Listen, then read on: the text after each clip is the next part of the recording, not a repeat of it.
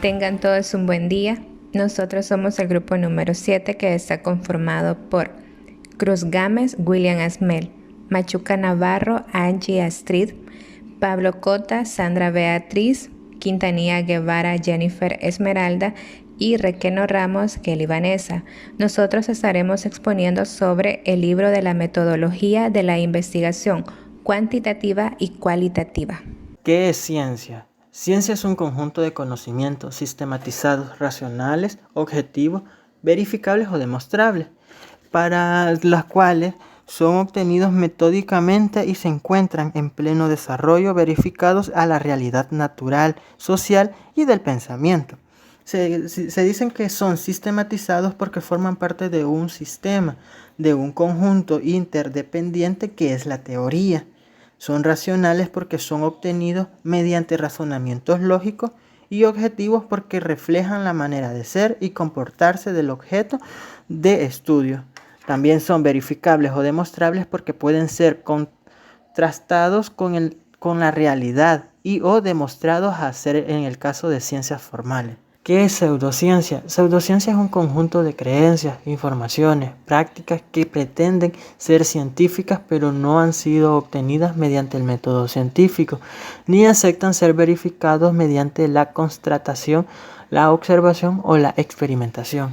Entre las pseudociencias están ufología, que se define de las creencias de los ovnis. Está la parapsicología, que trata de la telepatía o comunicación extrasensorial, y está la frenología.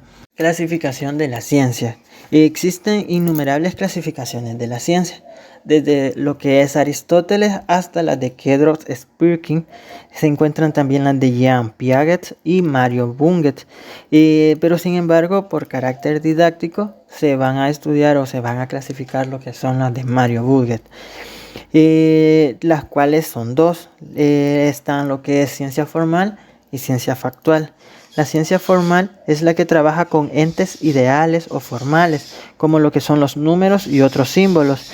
Es el caso de la lógica y la matemática, cuyo método de estudio es el método deductivo y su criterio de verdad es la demostración. Están las ciencias factuales, las cuales trabajan con hechos reales, observables y medibles, las cuales estas se subclasifican en ciencia natural y ciencia cultural. En la de ciencias natural, el objetivo de estudio son hechos, fenómenos, eventos naturales, las cuales sus principales son física, química, biología, psicología, genética, entre otras.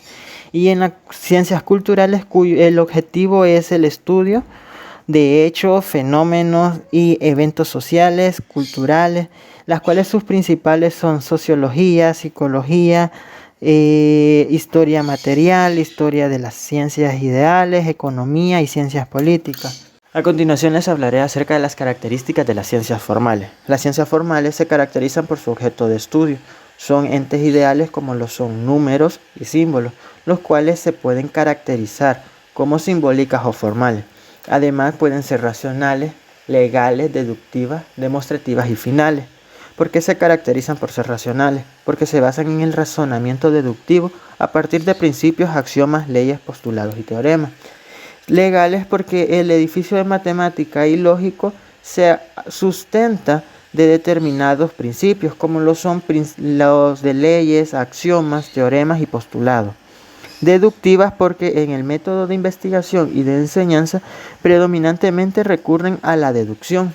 Se caracteriza también por ser demostrativas porque se utiliza la demostración como el método por excelencia para determinar el criterio de verdad y su construcción teórica.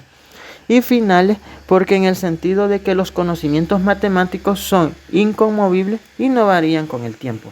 Características de las ciencias fácticas. Las ciencias fácticas se caracterizan por ser fácticas porque su objetivo de estudio son hechos, es decir, que están referidos a hechos naturales o sociales que ocurren en la realidad, porque trascienden de hechos, los cuales los conocimientos van más allá de la observación directa de hechos singulares, para poder así encontrar lo que es categorías, leyes, mediante lo que son procesos de abstracción. Son especializadas porque en este sentido estudian fenómenos, hechos para un determinado sistema. Así las ciencias fácticas tienden a especializarse a un determinado sistema para así profundizar lo que es el estudio de dicho sistema. Analítica, porque son especializadas y solo estudian determinados sectores de la realidad natural o social debidamente limitados, sin perder su punto de vista a partir de un sistema. Son generales porque en el sentido trascienden de los hechos singulares para poder así encontrar la generalidad o universalidad. Legales o formales porque así aspiran a formular lo que son leyes científicas, es decir, porque proporcionan generales, ya sea estructura o fundamento de fenómenos naturales o sociales. Predictiva porque a medida que posee las características anteriores, como dice lo que es Bungert, la predicción es una forma más eficaz para la prueba de validez de una hipótesis si se incorpora lo que es el cuerpo de la teoría científica. Y también son abiertas porque a medida que no es definitiva, absoluta o final, también se dice que el conocimiento es la ciencia fáctica para así ser profesionales. Las ciencias aplicadas, estas son las que resultan en la aplicación de la teoría científico-naturales sociales a los problemas de perspectiva de las mejoras de procesos productivos. Estas se caracterizan por ser de desarrollo vertiginoso, porque generan comodidades, mejora de calidad, y facilitan lo que es la comunicación. Importancia de la ciencia. Este es un factor fundamental del desarrollo económico, político y cultural de la nación, de un pueblo, la cual esta tiene 3 indicadores importantes, la cual el primero es que permite conocer y comprender la esencia de los hechos, fenómenos, eventos y procesos naturales y sociales, para así ir desmodificando su origen. El segundo es debido al desarrollo acelerado de las ciencias básicas y ciencias aplicadas.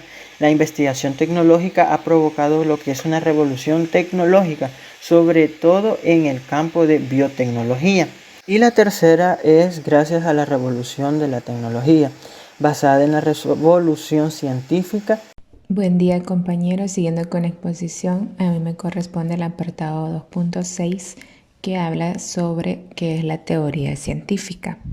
Comenzaré hablándoles sobre qué es una teoría científica, pero sobre teoría científica se han formulado tantas definiciones como enfoques epistemológicos. De acuerdo con Bung, en 1969, la teoría científica es el sistema nervioso de la ciencia, es decir, la parte medular, porque sin teoría científica no hay ciencia y sin teoría científica el método científico. Para Rodríguez Francisco, en 1984, la teoría es la sistematización lógica y orgánica de hechos, hipótesis, generalizaciones y leyes mutuamente relacionadas que explican una determinada región de procesos y fenómenos de la realidad material. Para Kerlinger, en 1988, una teoría es un conjunto de constructos interrelacionados, definiciones y proposiciones que presentan un punto de vista sistemático de los fenómenos mediante la especificación de relaciones entre variables, con el propósito de explicar y predecir los fenómenos. Se dice que para que una teoría sea científica se requiere una serie de requisitos. La teoría debe de referirse a una rama precisa de hechos o fenómenos que tengan significación real para la ciencia. Debe reflejar verdaderamente las propiedades, relaciones y tendencias de desarrollo de los objetos o fenómenos que abarca. Sus leyes y principios axiomáticos deben guardar una relación de independencia recíproca, es decir, que sus enunciados esenciales no deben deducirse de otros y no debe de existir contradicción entre sus elementos componentes. De acuerdo con estas 3 definiciones, más los requisitos que acabamos de escuchar, podemos concluir que toda teoría científica es un sistema de conceptos, hipótesis, leyes, postulados y axiomas que describen o explican los fenómenos formales, referidos a una parcela de la realidad natural, social o del pensamiento lógico matemático. Las teorías pueden ser de nivel universal, general o específico. Cuando las descripciones y explicaciones abarcan objetos de estudios amplios generales, universales, estamos hablando de macroteoría, como la teoría de la evolución de Charles Darwin, la teoría heliocéntrica de Copérnico, la teoría de la mecánica cuántica de Max Planck, la teoría de la geometría espacial de Lobachevsky, la teoría de relatividad de Albert Einstein, entre otras. Cuando tratan descripciones y explicaciones específicas de objetos de estudios propios de una ciencia o rama de la ciencia, se denominan teorías o microteorías, como la teoría del aprendizaje significativo o la Gestalt en psicología, la teoría de constructivismo pedagógico o la pedagogía conceptual en educación, la teoría del delito o de la tipicidad en el derecho, teoría de la acción comunicativa en ciencias de la comunicación, teoría de la calidad total en administración y la teoría de la medicina basada en evidencias, entre otras. Funciones de la teoría científica. La función descriptiva. Esta es elemental pero importante.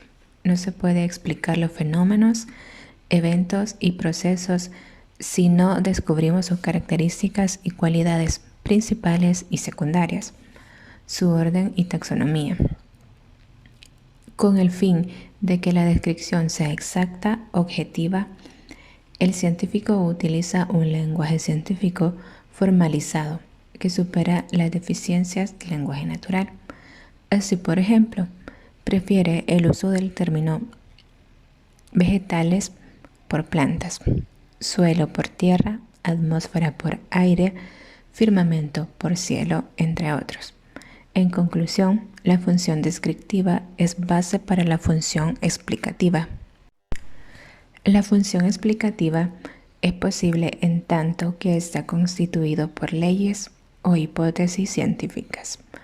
Las leyes son enunciados generales o universales que explican las conexiones internas de los objetos, fenómenos o eventos y sus relaciones con otros objetos, fenómenos o eventos. Estas leyes son el resultado de la verificación rigurosa y repetida de la hipótesis.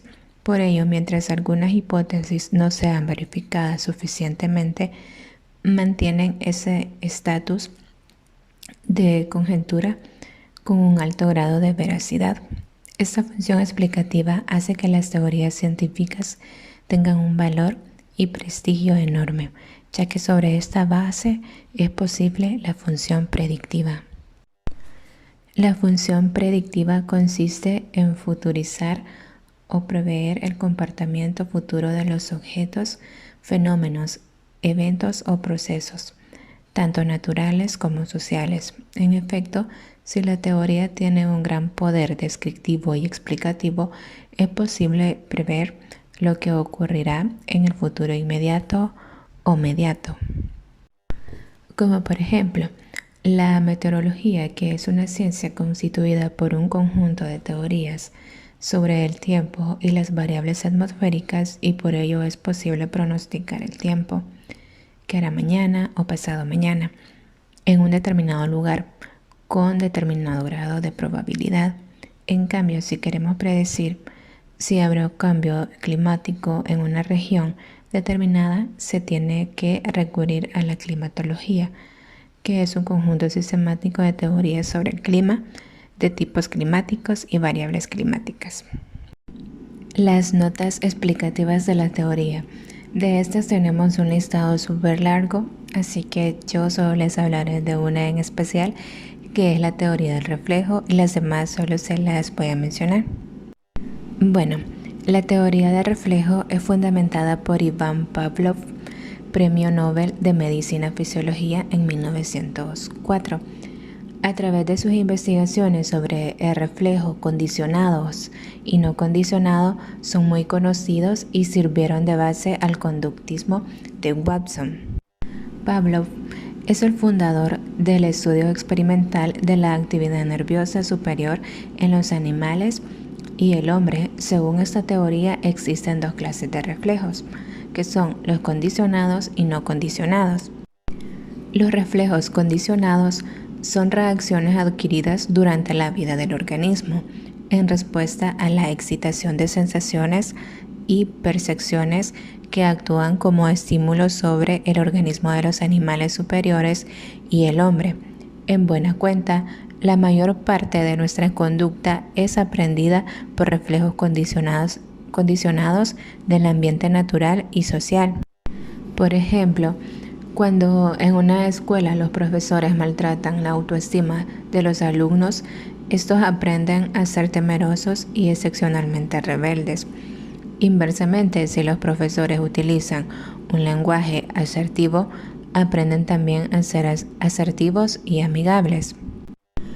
Los reflejos condicionados permiten al hombre y animales superiores un conocimiento empírico y espontáneo que surge de la práctica y se forma de manera espontánea. Los reflejos incondicionados, en cambio, son aprendizajes innatos, instintivos que poseen los animales y el hombre y que están determinados por la especie. Así, por ejemplo, el conocimiento que tiene un ternero recién nacido para levantarse y caminar es un aprendizaje aprendido instintivamente. Por regla general, los reflejos no condicionados se producen a través de la médula y de las secciones inferiores del encéfalo. Las complejas combinaciones y cadenas de reflejos no condicionados se denominan instintos. De las otras notas explicativas tenemos el conocimiento filosófico. También está la Yorda de Bruno, que es sobre el infinito universo y los mundos. También está el Novum Organum de Francis Bacon. También tenemos la obra de René Descartes, que es el discurso del método. También tenemos el manto, la tectónica de placas, la energía elástica potencial y teorema de Pitágoras, entre otros.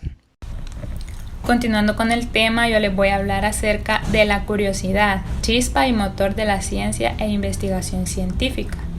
Esta es la llave del descubrimiento de problemas y explicaciones de hechos, fenómenos o situaciones que para los demás no tienen importancia. La curiosidad es la chispa y el motor de la investigación. Es una actitud positiva que tienen los seres humanos, más que todo en los primeros años de vida, ya que es un estado emocional, motivacional y psicológico que llega al niño, joven y hasta los investigadores, para poder descubrir las causas o factores que explican las características, el comportamiento o el estado de cualquier fenómeno o evento que llame su atención. La curiosidad, sumada a la capacidad de admiración, son las motivaciones más poderosas para descubrir nuevos mundos. La curiosidad es un comportamiento natural que hace que los seres humanos queramos explorar, investigar y aprender, combinada con la admiración, que constituye a dos factores muy importantes en el desarrollo de la actitud científica y la cultura científica. La escuela y la castración de la curiosidad. Raúl Rojas Sorianos constata a través de las observaciones de Carl Sagan en su libro El mundo y sus demonios, que en la mayoría de las instituciones educativas de educación inicial, primaria e incluso secundaria, los adultos temen y se sienten abrumados por las preguntas científicas que los niños realizan.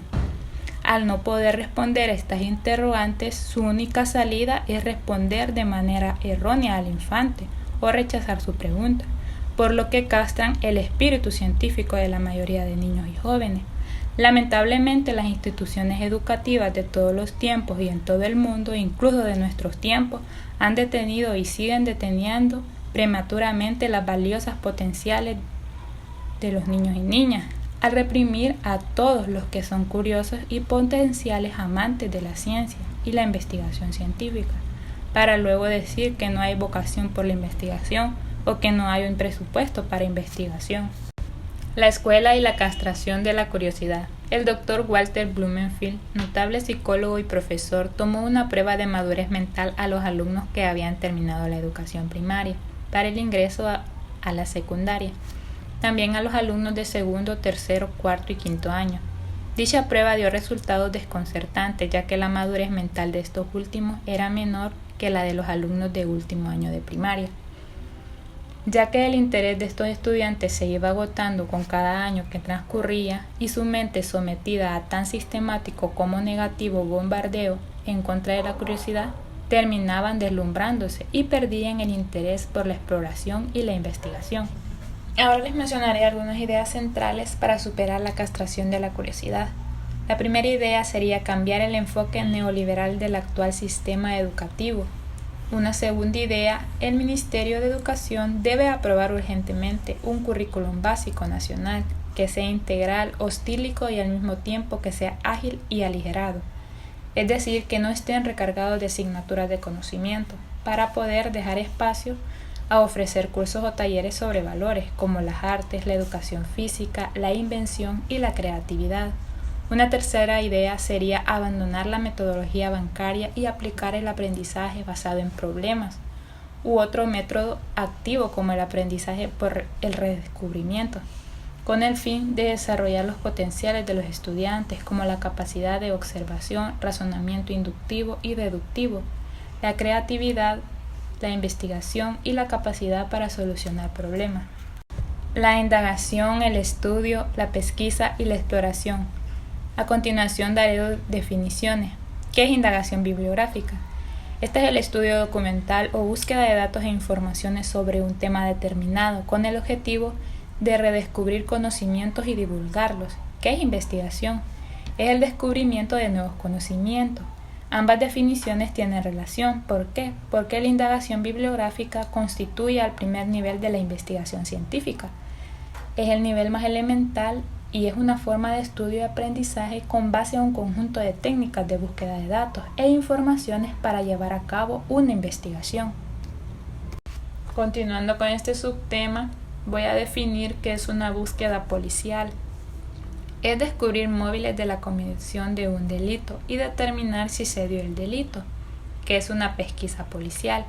Es una forma de estudio sistemático, de indagación para descubrir las causas y factores de un hecho policial, un crimen, un robo, una estafa y delitos en general. ¿Qué es una búsqueda de datos? Es el redescubrimiento de datos e informaciones. La búsqueda de datos es un estudio sistemático que ayuda a realizar trabajos de exploración cognitiva y de carácter precientífico, que hacen que el investigador tenga experiencias favorables para una futura investigación científica, porque el camino que se sigue es el hallazgo de datos o informaciones similares a las encontradas al poner en práctica un método científico, pero de una manera más simple y lineal. Esta ha sido mi participación. Quedará mi compañera con ustedes. ¿Qué es la investigación científica? Es la empresa humana de mayor trascendencia para el desarrollo de la ciencia y la tecnología, y por ende para el desarrollo socioeconómico-cultural de una nación, que consiste en el descubrimiento y producción de nuevos conocimientos, sean conceptos, categorías, leyes, teorías científicas, tecnologías. Tenemos también que la investigación científica como proceso social de descubrimiento, verificación de hipótesis o teorías no suficientemente probadas es fundamental para garantizar el desarrollo de la ciencia. Toda inversión que pueda hacer en esa dirección siempre será poca para lograr los objetivos nacionales de aspirar al desarrollo, que significa no solo el crecimiento y progreso técnico o económico, sino también redistribución de la riqueza generada. Uno de los objetivos de la investigación científica es ampliar las fronteras de la ciencia y la tecnología, y el fin último es la transformación de la realidad natural o social. Se dice que es un proceso heurístico porque se refiere al descubrimiento. Heurístico proviene del griego eurisco, que significa busco. Discuto y eureka, que significa lo encontré. Investigación deriva de la voz latina, investigare, que está formada por dos raíces, in, en busca de, y vestigium, que es huella, indicio o vestigio. En consecuencia, una investigación significa en busca de vestigio, huellas o indicios. ¿Qué es la investigación social? Es el proceso que, utilizando la metodología científica, permite obtener nuevos conocimientos en el campo de la realidad social. Entendemos por realidad social el conjunto de hechos, fenómenos, instituciones, procesos que ocurren en el subsistema y sistema social, ya sea la familia, la comunidad urbana o rural, los grupos culturales, los grupos de poder, los medios de comunicación social, el aprendizaje, etcétera, que todo este conjunto de hechos, fenómenos o procesos sociales es objeto de estudio de las ciencias sociales, la sociología, la psicología, la educología, la pedagogía, etcétera. Todo esto son conjunto de hechos, fenómenos o procesos sociales que se estudian. Características de la investigación social. La investigación social, como parte de la investigación científica general, presenta las mismas características que esta, pero además es dialéctica, planificada, a veces controlable, falible y conflictual. Tenemos la primera. Es dialéctica, porque es un proceso dinámico, cambiante, progresivo, complejo y multilínea, en tanto que la realidad social, los sistemas, subsistemas y los procesos sociales presentan múltiples elementos, eventos o facetas que se encuentran en permanente contradicción, movimiento, cambio y desarrollo histórico. Tenemos la 2. Es planificada, porque aplica el método científico, implica la necesidad de formular un proyecto de investigación que prevea y defina los problemas, objetivos y las hipótesis de la investigación social. Asimismo, exige coordinar y programar las acciones a ejecutarse, sin que ello implique una camisa de fuerza que constriña y anule la intuición y la necesidad de reajustarse constante. La tercera, es controlable, aunque no totalmente, porque los hechos, fenómenos y procesos sociales son irrepetibles en tanto y cuanto los sujetos, objetos de la investigación son principalmente poblaciones humanas. Esto significa que en las investigaciones cuasi experimentales no es posible controlar totalmente a las variables intervinientes y manipular fácilmente las variables experimentales o variables independientes. Tenemos, es conflictual, porque al descubrir, verificar o dilucidar hipótesis y teorías que describen y explican objetivamente las propiedades de los hechos y eventos de los procesos sociales, entran en conflicto con los intereses de las clases dominantes. ¿Qué es la investigación natural? Es aquella que se realiza en el campo de la naturaleza, en el mundo natural, es decir, que investiga la naturaleza física, química, biológica del hombre y su entorno, la biosfera de la litosfera, la atmósfera y la hidrosfera. En esta investigación, los objetos, hechos, eventos ocurren con cierta regularidad, aunque cada cierto tiempo presentan características diferentes. Por ejemplo, el agua de los ríos está sujeto a leyes de la hidrología, del tiempo y del clima, pero cada cierto tiempo puede ocurrir de manera diferente. Yo les continuaré hablando sobre los tipos y niveles de investigación. Según la mayoría de los estudiosos en investigación científica, distinguen dos tipos: la investigación básica, pura o fundamental, y la investigación aplicada o tecnológica. La investigación básica, pura o fundamental, es aquella que se viene realizando desde que surgió la curiosidad científica por desentrañar los misterios del origen del universo, de la vida natural y de la vida humana. Los primeros investigadores fueron filósofos y luego científicos. Hicieron su trabajo por amor a la ciencia, por amor a la sabiduría. La investigación pura, básica o sustantiva recibe el nombre de pura porque en efecto no está interesada por un objetivo crematístico, o sea, por dinero. Su motivación es la simple curiosidad, el inmenso gozo de descubrir nuevos conocimientos. Los niveles de la investigación básica pura o fundamental son la investigación exploratoria, la investigación descriptiva, la investigación explicativa y la investigación predictiva. La investigación exploratoria es una búsqueda de información con el propósito de formular problemas e hipótesis para una investigación más profunda de carácter explicativo. Este nivel de investigación sirve para ejercitarse en las técnicas de documentación, familiarizarse con las fuentes bibliográficas, hemerográficas, documentales y electrónicas. La investigación descriptiva es una investigación de segundo nivel inicial, cuyo objetivo principal es recopilar datos e informaciones sobre las características, propiedades, aspectos o dimensiones, clasificación de los objetos, personas, agentes e instituciones, o de los procesos naturales o sociales.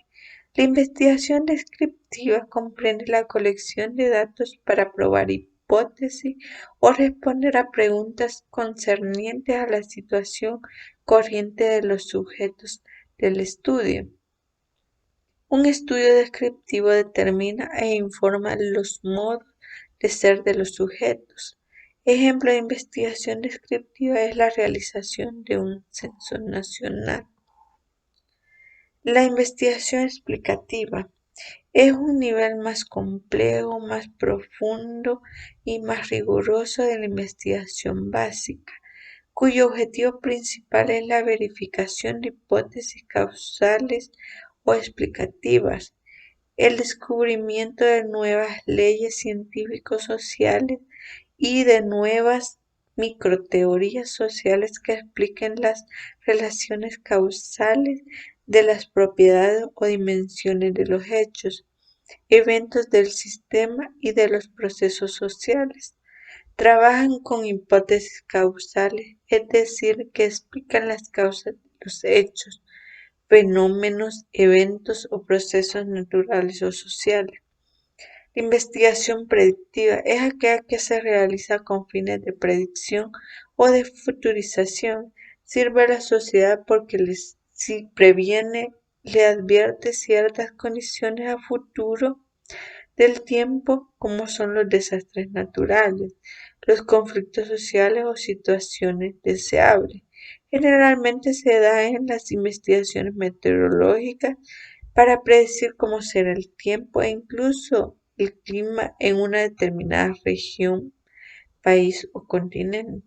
La investigación aplicada es aquella que, basándose en los resultados de la investigación básica, pura o fundamental, está orientada a resolver los problemas sociales de una comunidad, región o país, como los problemas de salud, contaminación ambiental, educación en crisis, falta de seguridad física y jurídica, el narcotráfico y la corrupción, entre otros. La investigación tecnológica es el procedimiento de investigación de las técnicas y de la tecnología que se basan en los resultados de la investigación básica y de la investigación aplicada. La técnica es el procedimiento o conjunto de normas para alcanzar un objetivo o meta en la producción de bienes u objetos materiales o servicios como la educación y la salud, mientras que la tecnología es el tratado científico de todas las técnicas para la producción de bienes o servicios de un determinado sector. Un cuerpo de conocimientos es una tecnología, sí, solamente si cumple con estas normas. 1. Es compatible con la ciencia coetánea y controlable por el método científico. Y 2. Se lo emplea para controlar, transformar o crear cosas o procesos naturales o sociales. Metodología de investigación tecnológica. Es diferente a la metodología de la investigación pura. La investigación tecnológica parte de la base de que la observación, reflexión, praxis es reflexión sobre la máquina, es el repensar de la máquina, es el repensar de la tecnología que se está aplicando y sobre la cual se está trabajando. Otro aspecto importante en la investigación tecnológica es el diseño de investigación, tanto de la máquina como de su funcionamiento y el de sus relaciones con las nuevas funciones. La clasificación de la investigación tecnológica. En investigación tecnológica se habla de tecnología dura cuando sirve principalmente a la ingeniería que trabaja con edificios, construcciones, estructuras, maquinarias y por tanto sirve para producir sistemas mecánicos. La tecnología blanda, en cambio, se refiere a objetos que pueden y varían de acuerdo a las circunstancias de tiempo y espacio, como las normas, los programas, los procedimientos de la administración, planificación, etc. Podemos establecer 3 tipos de investigación tecnológica: la investigación en tecnologías físicas, la investigación en tecnologías sociales y la investigación en tecnologías formales. La investigación en tecnologías físicas están orientadas a crear, mejorar, optimizar máquinas, equipos, instrumentos, mecanismos, procedimientos, sistemas en el campo de la tecnología de ingenieros, como lo es la ingeniería civil, agrícola, ambiental, industrial, de petróleo, etc.